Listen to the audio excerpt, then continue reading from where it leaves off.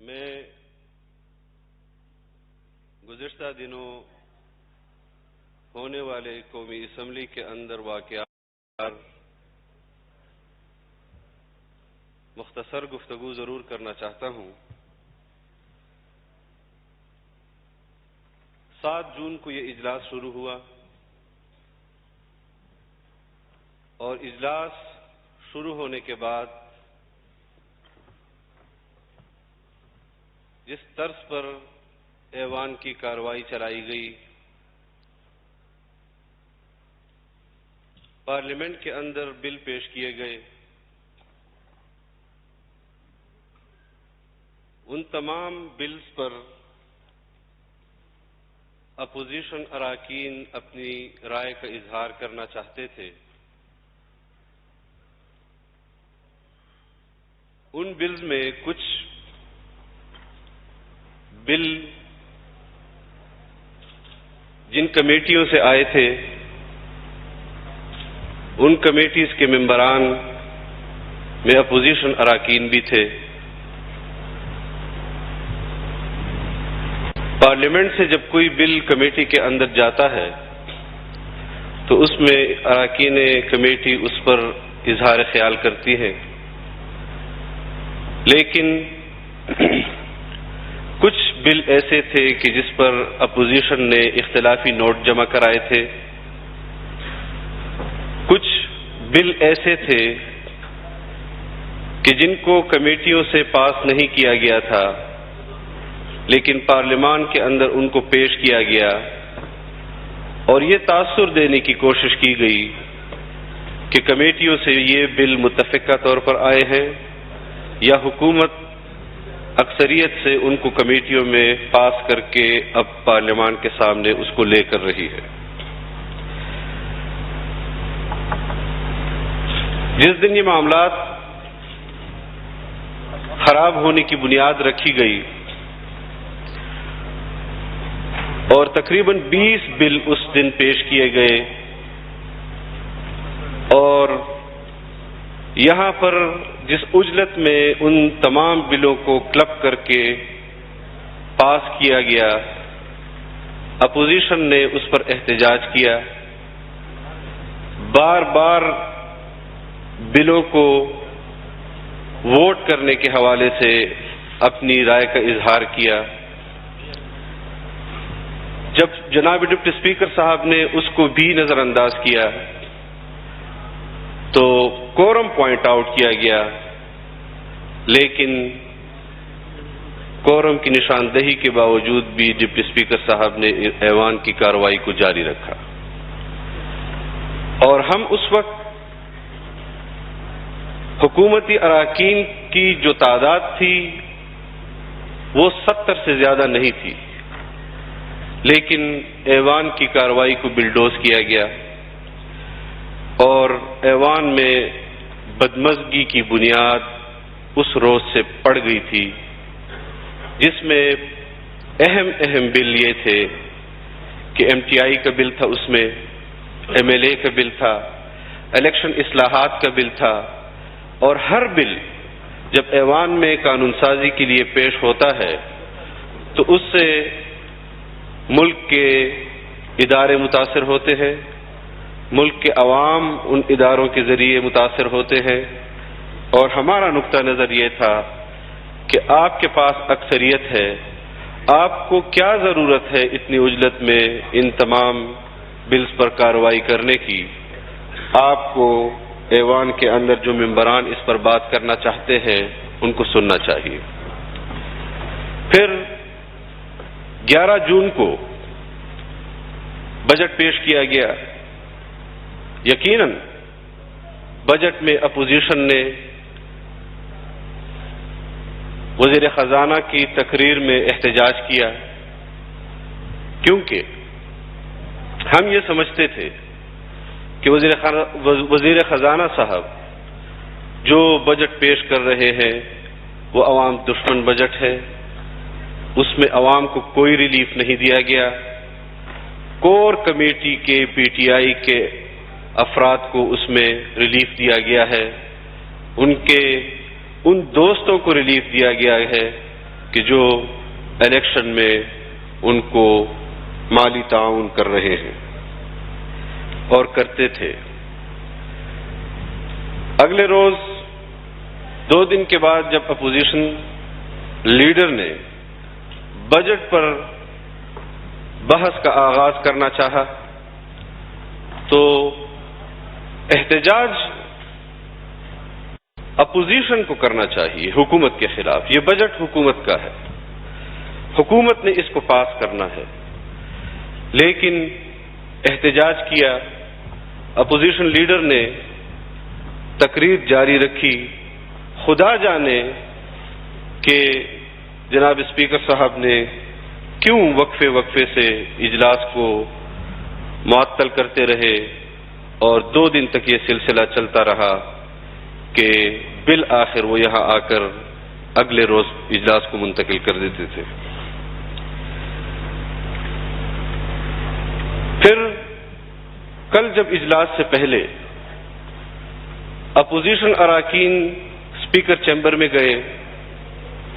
Speaker chamber میں جانے سے پہلے ہم نے ان سے مطالبہ کیا کہ ہمیں معلوم ہوا ہے کہ آپ گزشتہ 2 دن سے ہونے والی کارروائی پر کوئی آرڈر جاری کر رہے ہیں کہ دونوں طرف سے معاملے کو سلجھانے کے لیے چند افراد کو آپ بین کر رہے ہیں کہ وہ پارلیمنٹ کے اندر نہیں آئیں گے، اور ان لوگوں کے نام بھی ہمیں معلوم ہو گئے کہ حکومت کی جانب سے کن اراکین کو بین کیا جا رہا ہے اور اپوزیشن کی طرف سے کن معزز اراکین کو بین کیا جا رہا ہے۔ میں 2 دن سے اس اجلاس میں موجود تھا، یہ تمام کارروائی میرے سامنے ہو رہی تھی، یہ احتجاج ہو رہا تھا، اور ہم نے جناب اسپیکر صاحب سے مطالبہ کیا کہ آپ یہ آرڈر جاری نہ کریں، آپ ایک کمیٹی بنا دیں، کیونکہ ہم آپ سے بھی اس حوالے سے گلے کا حق رکھتے ہیں کہ آپ نے اس تمام تماشے کو نہیں روکا اور آپ نے یک طرفہ طور پر اجلاس کو معطل کیا اور اجلاس کو نہیں چلنے دیا۔ حکومتی اراکین جو احتجاج میں اس حد تک چلے گئے کہ جس کی نظیر پارلیمنٹ کی تاریخ میں نہیں ملتی، لیکن انہوں نے اس آرڈر کو جاری کیا۔ میں نے اس وقت بھی جناب اسپیکر سے کہا کہ ہم فلور آف دی ہاؤس اپنے اراکین کی جو آپ نے جن کو بین کیا ہے ان کے لیے آواز اٹھائیں گے، کیونکہ اس میں ایک ایسا رکن بھی تھا کہ جو اس دن پارلیمنٹ میں آیا ضرور، لیکن جب یہ تماشا ہو رہا تھا وہ پارلیمنٹ کے پریمیسز کے اندر بھی موجود نہیں تھا۔ تو ہم سمجھتے ہیں کہ آپ نے خواہ اس مسئلے میں ایسے افراد کو خواہ قوم کے سامنے ملوث کرنے کی کوشش کی ہے کہ جو اس معاملے میں ملوث نہیں تھے، اور پھر کچھ ایسے افراد بھی تھے کہ جو ڈیسک پر کھڑے ہو کر باقاعدہ اپوزیشن لیڈر کو نشانہ بنا کر کتاب پھینک رہے تھے، ان کو کسی قسم کی سزا نہیں سنائی گئی، ان کا نام تک نہیں لیا گیا۔ تو اس حوالے سے ہم اسپیکر کے اس آرڈر کو جانبدارانہ آرڈر سمجھتے ہیں اور ہم مطالبہ کرنا چاہتے ہیں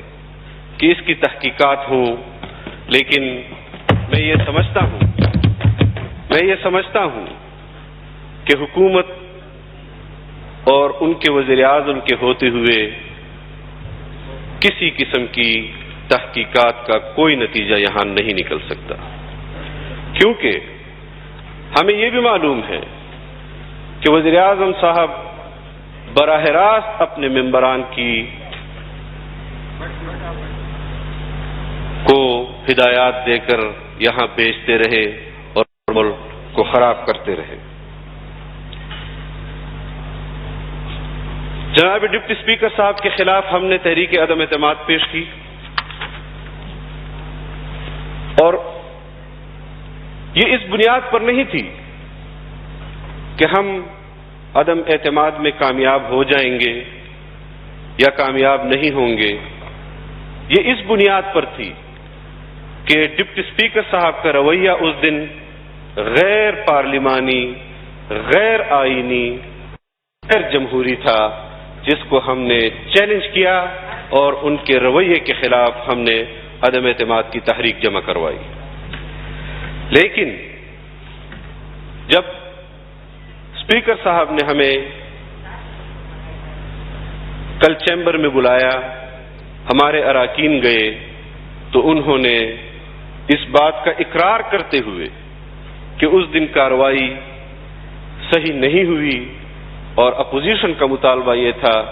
کہ وہ تمام بل واپس قومی اسمبلی میں لائے جائیں اور ان کو دوبارہ پیش کیا جائے، دوبارہ اس پر اپوزیشن کو بات کرنی دی جائے، تو انہوں نے جب ہم سے کہا کہ ہم اس پر کمیٹی بناتے ہیں اور کمیٹی اس کا جائزہ لے گی کہ اس کو پارلیمنٹ میں پیش کیا جائے اور ہم آپ کو ضرور اس میں بات کرنے دیں گے، تو ہم نے اس پر ان سے کہا کہ ہم اپنی تحریک عدم اعتماد جو ڈپٹی اسپیکر کے خلاف تھی ہم لیتے ہیں، اور اس پر کمیٹی فی الفور بنا کر 48 گھنٹوں کے اندر اندر اس کی رپورٹ پارلیمنٹ کے اندر پیش کی جائے۔ جناب چیئرمین، بجٹ 2021 اور 22 قومی کیا گیا ہے۔ یہ ایک دستوری اور آئینی تقاضا ہے کہ ملک کا مالیاتی بجٹ سال میں جون کے اندر پیش کیا جاتا ہے، لیکن اس دستوری آئینی تقاضے کو ایک رسم بنا دیا گیا ہے جس پر ہم صرف یہی کہہ سکتے ہیں کہ یہ سال 2021 اور 22 کا بجٹ ایک غیر حقیقی، رسمی، غیر رسمی بجٹ ہے۔ اس سال کے شروع کے آغاز سے ہی منی بجٹ آنا شروع ہو جائیں گے، اور جو بھرمار مہنگائی کا،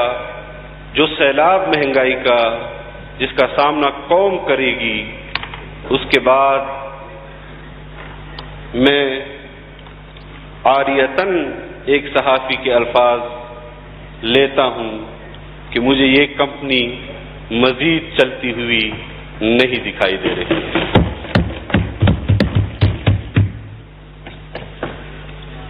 8,487 ارب روپے کا بجٹ پیش کیا گیا،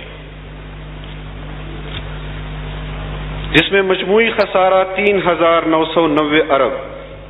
اور وصولیوں کا ہدف 5,829 ارب روپے رکھا گیا ہے۔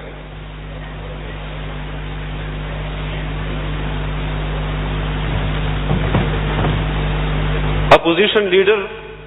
جناب میاں شہباز شریف صاحب نے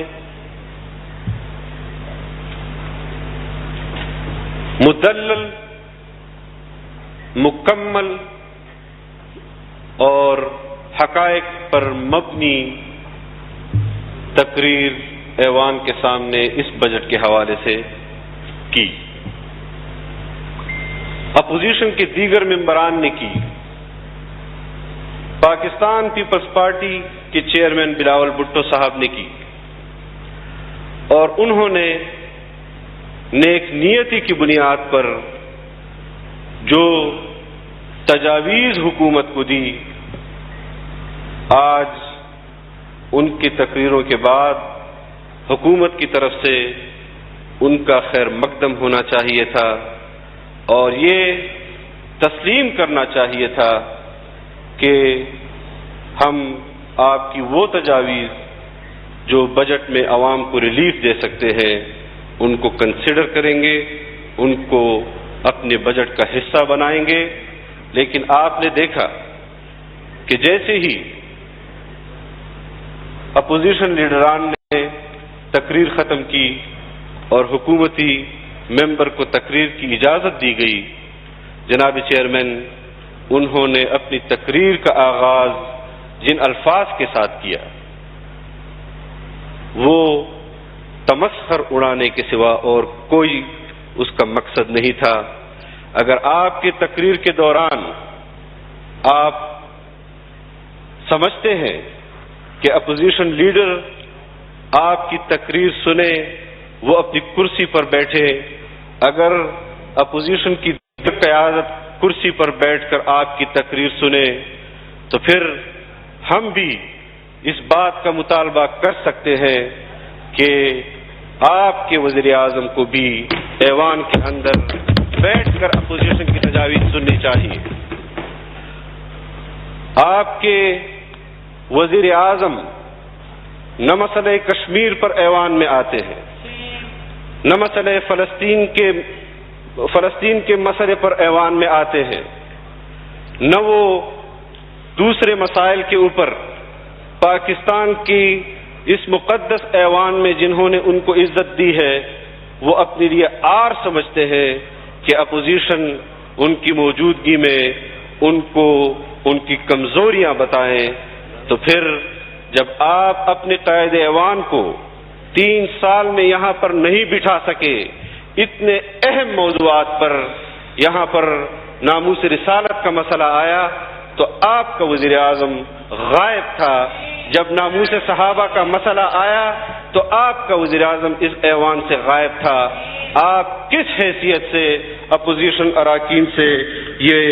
کہہ سکتے ہیں کہ آپ کو میری تقریر سننا ہوگی؟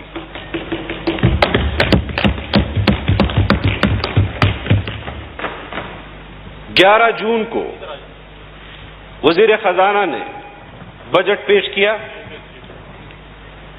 اس کے بعد جتنے دن تک اجلاس چلا سنجیدگی کا عالم یہ ہے کہ اس کے بعد ہم نے وزیر خزانہ کو اس ایوان میں نہیں دیکھا۔ ہم کس کو تجاویز دیں؟ ان لوگوں کو تجاویز دیں کہ جن کا مقصد صرف اپوزیشن کی کردار کشی کرنا ہے۔ غلطیاں انسان میں ہوتی ہیں، کوئی شخص غلطیوں سے پاک نہیں ہے، لیکن یہاں ہم ایک دوسرے کی ذاتی غلطیاں ایک دوسرے کو گنوانے نہیں آتے، بلکہ ایوان کے مسائل جن کا سامنا وہ کر رہے ہیں اس وقت، جو حالات اس وقت قوم کو درپیش ہیں، اس پر ہم مشاورت کرتے ہیں۔ حکومت ان کے لیے ایک پالیسی لاتی ہے، اپوزیشن اس پالیسی پر اپنی رائے کا اظہار کرتی ہے۔ اگر ہم اس رائے کا اظہار بھی نہ کر سکے تو پھر آپ مجھے بتائیں کہ ہم کس فورم پر جائیں؟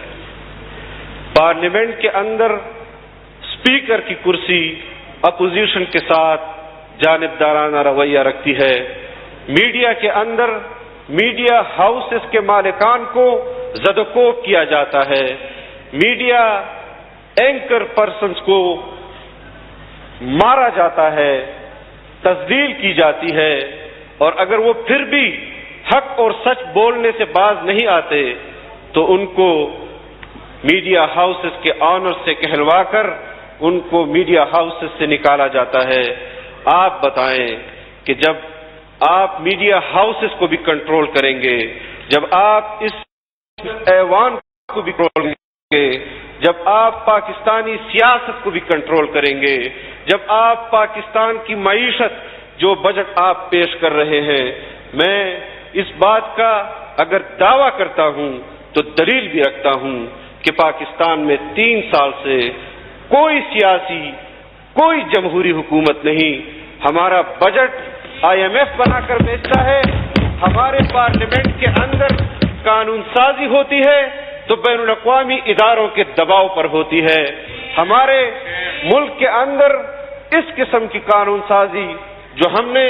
فیٹف کے دباؤ پر کی، جو اس کے علاوہ ہم نے بین الاقوامی اداروں کے دباؤ پر کی، میں آپ کو اور آپ کی توسط سے اس ایوان کو بتانا چاہتا ہوں کہ ہمارے اس پارلیمنٹ نے ان 3 سالوں میں وہ قانون سازی کی ہے کہ جو غیر شرعی بھی ہے، غیر آئینی بھی ہے اور غیر قانونی بھی ہے. ہم اس قانون سازی کو ہر فورم پر چیلنج کریں گے، لیکن ہم آپ کو راہ فرار انشاءاللہ نہیں دیں گے. جناب چیئرمین، یہ ایوان اس طرف اور اس طرف مل کر پاکستان بنتا ہے، اور جب اس طرف کا پاکستان مطمئن نہیں ہوگا تو آپ پاکستان کو ایک خوشحال اور ترقی یافتہ ملک نہیں کہہ سکتے. اسد محمود صاحب وائنڈ اپ پلیز. نہیں اسپیکر صاحب، ہمارا ٹائم لے کے اس طرح مت کریں. ہماری جماعت کا کتنا ٹائم ہے؟ ہمارا سارا ٹائم لے لیں. یہ کیا بات ہے؟ جناب اسپیکر، میں نے روکا نہیں ہے، میں نے بتایا ہے کیونکہ آپ کی اپنی پارٹی کا ٹائم ہے تو ممبر حضرات. جناب چیئرمین صاحب، میں آپ کے حق کی بات بھی کروں گا. 20 اوپر ابھی بھی چیئرمین. جناب اسپیکر، جناب چیئرمین، میں آپ کے حق کی بات بھی کروں گا. اور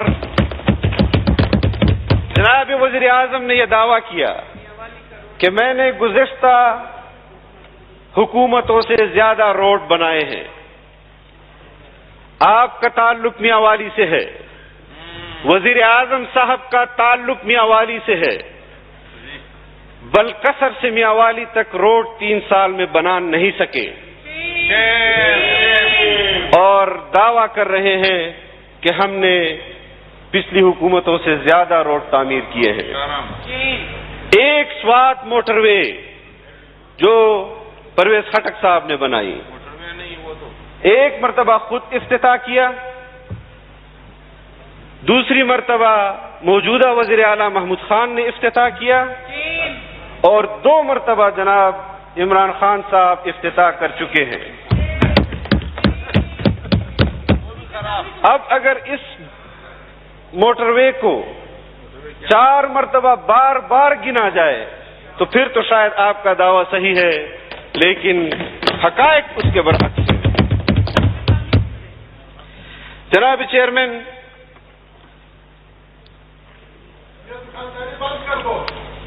چیئرمین، اس وقت صورتحال یہ ہے کہ تعلیم کے حوالے سے، HEC کے حوالے سے بجٹ میں کٹوتی کی گئی ہے، اور اس قدر کٹوتی کی گئی ہے کہ جو گرانٹ پچھلی حکومتوں میں یونیورسٹیز کو ملتی تھی، آپ کا دعویٰ یہ ہے، کل اسپیکر صاحب نے کہا کہ میں نے 2 یونیورسٹیاں بنائی ہیں اپنے حلقے میں، لیکن صورتحال اور حقائق یہ ہے کہ خیبر پختونخوا کی سب سے بڑی یونیورسٹی پشاور یونیورسٹی، اسلامیہ کالج یونیورسٹی اس وقت بینک سے لون لے کر اپنے اساتذہ کی تنخواہیں اور اپنی ملازمین کی تنخواہیں پوری کر رہے ہیں. اور پھر میں نے خود دیکھا، آج اگر اسپیکر صاحب موجود ہوتے تو میں ان سے یہ درخواست کرتا کہ ہماری رہنمائی کریں. آپ کے اپنے آفیشل پیج سے چیمبر آف اسپیکر چیمبر کے آفیشل پیج سے، اسد کیسر کے نام سے ان کے آفیشل پیج سے ایک پوسٹ شیئر کی گئی کہ میں نے اپنے حلقے میں 50 ارب روپے کے ترقیاتی کام پایہ تکمیل تک پہنچانے کے مرحلے میں پہنچ گیا ہوں. 50 ارب روپے، اور صرف قبائلی اضلاع کے لیے جن کے ساتھ وعدہ کیا گیا تھا. یہاں پر تمام پولیٹیکل پارٹیز نے جنہوں نے قبائل کو KPK میں ضم کرنے کے حوالے سے اپنی رائے کا اظہار کیا تھا کہ ہم آپ کو LFC میں 3% دیں گے، اور پھر آپ کو ہم مراعات دیں گے، اور یہ 3% آپ کو ہم EDP کے علاوہ دیں گے، یہ فورن ایڈ کے علاوہ دیں گے، لیکن اس سال بھی آپ کا اپنا دعویٰ یہ ہے کہ ہم نے 54 ارب روپے دیے ہیں، اس 54 ارب میں بھی شاید 30 ارب سیکیورٹی میں چلے جائیں گے، اور جو بچ جائیں گے وہ پورے قبائل پر تقسیم ہوں گے، اور پچھلے سال کی جو آپ نے ان کے لیے فنڈ مختص کیے ہیں ان میں کتنا فیصد لیپ ہو کر واپس آیا ہے۔ یہ رویہ ہے اس وقت ہمارا اپنے قبائلی اضلاع کے رہنے والے پاکستانیوں کے ساتھ۔ بہت زیادہ دعوے کیے جاتے ہیں کہ ہم نے تعلیم کے حوالے سے ایمرجنسی نافذ کی ہے خیبر پختونخوا میں، ہم نے ایمرجنسی نافذ کی ہے پورے ملک میں۔ اگر آج وزارت تعلیم کے وزیر صاحب موجود ہوتے تو میں ان کو یہ گوش گزار کرتا کہ آپ کی اپنی رپورٹیں یہ کہہ رہی ہیں کہ شرح خواندگی پورے ملک میں کم ہوئی ہے، 9% بلوچستان کے اندر شرح خواندگی میں کمی آئی ہے، خیبر پختونخوا میں کمی آئی ہے، ایک پنجاب ہے جس نے اپنی شرح خواندگی 61% پر رکھی ہے، لیکن اس کا کریڈٹ بھی پاکستان مسلم لیگ اور میاں شہباز شریف کو جاتا ہے کہ جن کے منصوبوں پر آپ تنقید کرتے ہیں صبح و شام، اور وہ منصوبے کہ جن کو نیب نے ٹیک اپ کیا ہے اور وہ پنجاب کے اندر شرح خواندگی میں اضافہ کر رہے ہیں۔ مجموعی صورتحال بہت خطرناک ہے۔ خیبر پختونخوا کے اندر تعلیمی پالیسی صحت کی پالیسی آپ نے یہ دی کہ آپ نے تمام ہاسپٹلز ٹھیکے پر دے دیے، ایک MTI ادارہ آپ نے بنا کر تمام ان ہسپتالوں کو جو ایک ویلفیئر اسٹیٹ میں حکومت کی ذمہ داری ہوتی ہے کہ وہاں پر عوام کو صحت کے حوالے سے ریلیف دے، آپ نے وہاں پر بھی علاج کو مہنگا کر دیا ہے۔ LRH میں پچھلے سال صرف ایک دل کا آپریشن ہوا ہے، یہ وہ ہسپتال ہے کہ جو پورے صوبے کو سنبھالتا تھا، آج اس کی صورتحال یہ ہے کہ اس میں ایک دل کا آپریشن ہوتا ہے، اور آپ کی پالیسی کی وجہ سے۔ اب آپ اسلام آباد کے اندر ہسپتالوں کو MTI کو ٹھیکے پر دے رہے ہیں، اور اس MTI کے پیچھے جو کردار ہے وہ کردار بھی آپ کو معلوم ہے، وہ کردار ہمیں معلوم ہے، لیکن انشاءاللہ میں جب عمران خان اس سیٹ پر بیٹھا ہوگا تو میں اس کو بتاؤں گا کہ آپ کا اس کردار کے ساتھ کیا رشتہ ہے۔ میں کوئی اور بات نہیں کرنا چاہتا، کیونکہ ہم الزام در الزام کی بات نہیں کرتے۔ وہ ادارے جو پاکستان کے اندر خسارے میں جا رہے تھے، اور جب تحریک انصاف اپوزیشن میں ہوتی تھی اس وقت یہ کہتے تھے کہ ہم ان اداروں کو اٹھائیں گے، PIA، اسٹیل مل، دیگر قومی ادارے، لیکن آج صورتحال یہ ہے کہ اگر حکومت کوئی دعویٰ بھی کرتی ہے کہ ہم نے اپنی وزارت میں خسارہ کم کر دیا ہے، تو وہ خسارہ آپ کی کوئی ایسی پالیسی کی وجہ سے کم نہیں ہوا کہ آپ نے اس میں اصلاحات کیے ہیں، بلکہ اگر آپ کے اس وزارت میں 2000 ملازمین تھے تو پھر آپ نے 1000 ملازمین کو فارغ کر کے ڈاؤن سائزنگ کی ہے، اور آپ نے اس کو شو کیا ہے کہ ہم نے اپنے خسارے کو کم کیا ہے۔ یہ صورتحال ہے اس وقت پاکستان کی۔ بحران آتے ہیں بجٹ پیش ہو کر، پھر جب چینی کا بحران آتا ہے، جب آٹے کا بحران آتا ہے، جب ادویات کا بحران آتا ہے، حکومت فوری طور پر مسئلے سے نکلنے کے لیے یہاں پر اعلان کر دیتی ہے کہ ہم اس حوالے سے تحقیقاتی کمیشن بنا رہے ہیں۔ آپ بتائیں چینی کمیشن کی رپورٹ کہاں گئی؟ آپ بتائیں آٹا کمیشن کی رپورٹ کہاں گئی؟ آپ بتائیں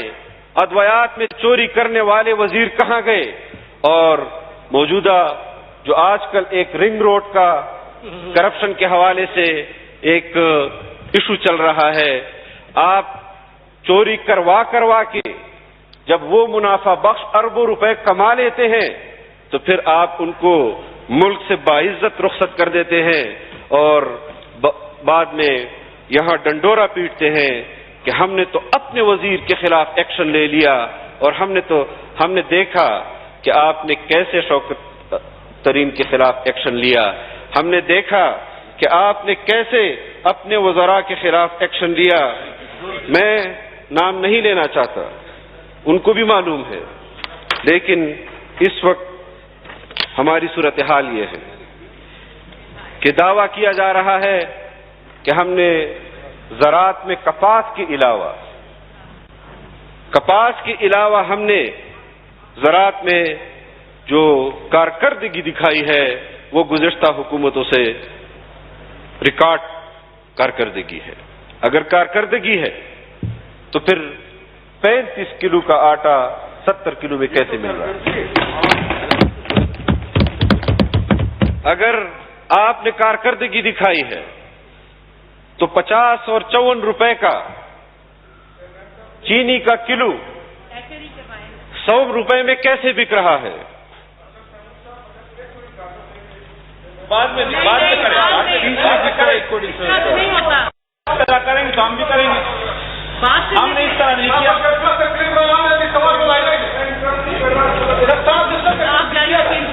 جناب چیئرمین، صورتحال مدلل طور پر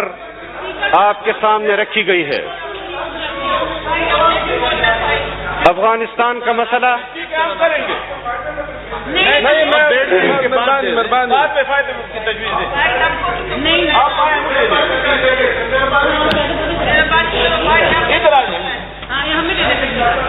جناب چیئرمین، خارجہ پالیسی کے حوالے سے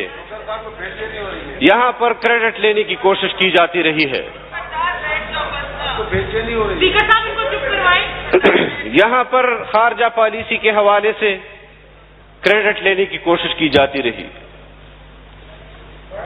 کشمیر پر کریڈٹ لے جانے کی کوشش کی جاتی رہی، افغانستان کے مسئلے پر کریڈٹ لینے کی کوشش کی جاتی رہی، لیکن صورتحال یہ ہے کہ اگر Kashmir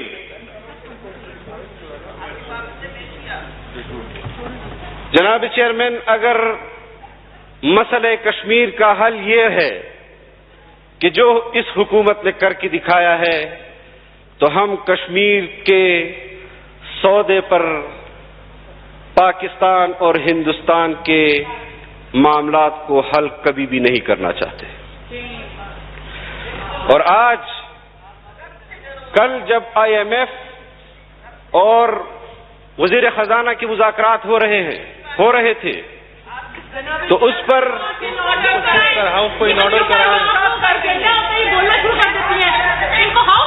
order in the house please, interrupt نہ کریں۔ ان کی دوائی کا ٹائم ہوتا ہے، ان کو لے جایا کریں۔ جناب چیئرمین،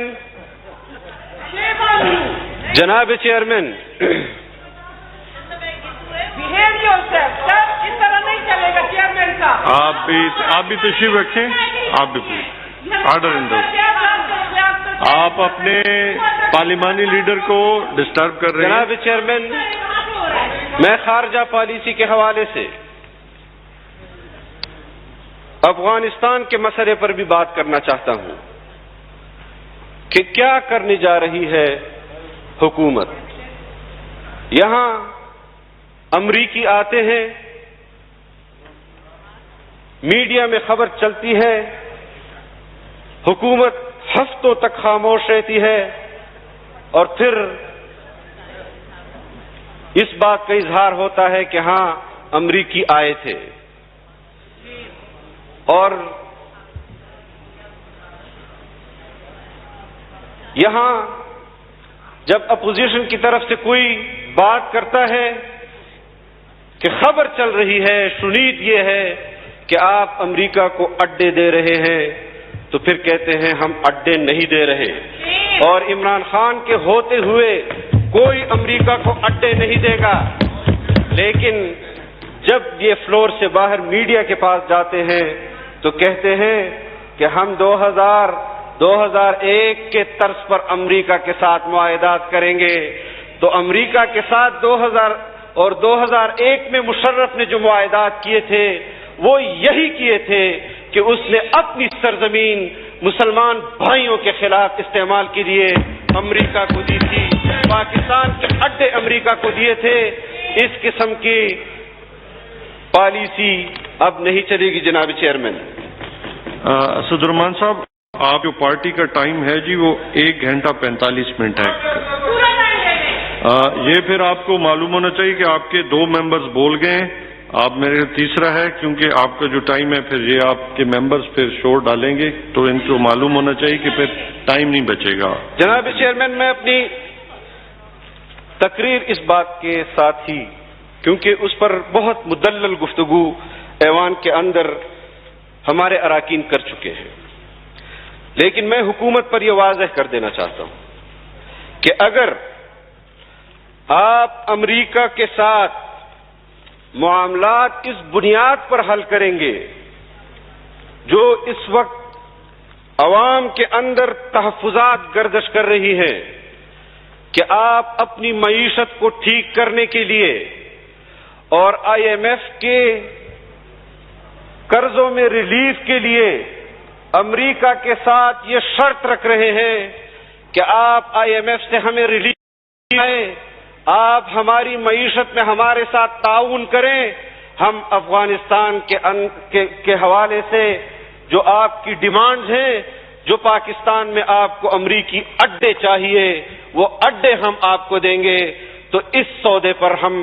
آپ کو پاکستان کی معیشت قطعاً ٹھیک نہیں کرنے دیں گے کہ جس کے ذریعے میرا مسلمان ہمسایہ ملک اس کو تکلیف ہو اور میں اس کے خون پر یہاں اپنی معیشت ٹھیک کرتا رہوں۔ کم از کم جمعیت علماء آپ کو اس حوالے سے کسی قسم کی اجازت نہیں دیں گے۔ ہم معیشت پر آپ کو تجاویز دیانت کے طور پر دے رہے ہیں، ہمارا کوئی اس وقت آپ کو نیچا دکھانا ہمارا مقصد نہیں ہے، اور میں یہ نہیں سمجھ سکا کہ 3 دن تک اپوزیشن لیڈر کو تقریر کیوں نہیں کرنے دی گئی، کیوں 3 دن اس پارلیمنٹ کے ضائع کیے گئے کہ آج جناب چیئرمین آپ مجھے بتا رہے ہیں کہ آپ کی پارٹی کی 1 گھنٹہ 45 منٹ ہے، آپ نے 90 گھنٹے اس پارلیمنٹ کے ضائع کروائے، اس وقت آپ کو خیال کیوں نہیں آیا؟ اور ایک مسئلہ جس کا بار بار ہم یہاں ذکر کرتے آئے ہیں کہ 20 دن ہو گئے ہیں جانی خیل کے اندر لاش ابھی تک مظاہرین کے درمیان رکھی ہوئی ہے، اور اسپیکر صاحب کے نوٹس لینے کے باوجود بھی اس کا کوئی جواب ہمیں پارلیمنٹ کے اندر نہیں دیا گیا، مذاکرات تک کے لیے کوئی نہیں کیا۔ یہاں شہزاد اکبر صاحب کو بتایا غالباً انہوں نے، اگر نواز شریف یا زرداری صاحب کے خلاف ان کو کوئی ٹاسک دیا جاتا ابھی اچھل کر یہ کرسیوں پر بات کرتے، لیکن وہاں ایک غریب شخص جو میرے خیال میں سول گورنمنٹ میں بھی اپنی سروسز دے رہا تھا، اس کی لاش پڑی ہے لیکن اس پر کوئی بات نہیں کی جا رہی، اسپیکر کے ڈائریکشن کے باوجود بھی کوئی بات نہیں کی جا رہی۔ تو میں سمجھتا ہوں جناب چیئرمین کہ ہم نے جناب اپوزیشن لیڈر نے جو تجاویز دی ہے کہ دودھ پر، دہی پر، گھی پر اور خوردونوش کی اشیاء پر جو ٹیکسز لگائی گئی ہیں ان کو فوری طور پر ختم کیا جائے، جو اس سے پہلے نہیں تھی۔ ملازمین کی تنخواہوں میں اضافہ کیا جائے، اور جو مزدور کی تنخواہ رکھی گئی ہے وہ بھی ناکافی ہے، اس میں بھی آپ کم از کم 25,000 روپے اس کو مقرر کریں۔ میں آپ کا شکر گزار ہوں اور دعا گو ہوں کہ اللہ تعالی پاکستان کا حامی و ناصر ہو، اللہ تعالی پاکستان کو ترقی کی منازل پر گامزن کرے۔ وما علینا الا البلاغ۔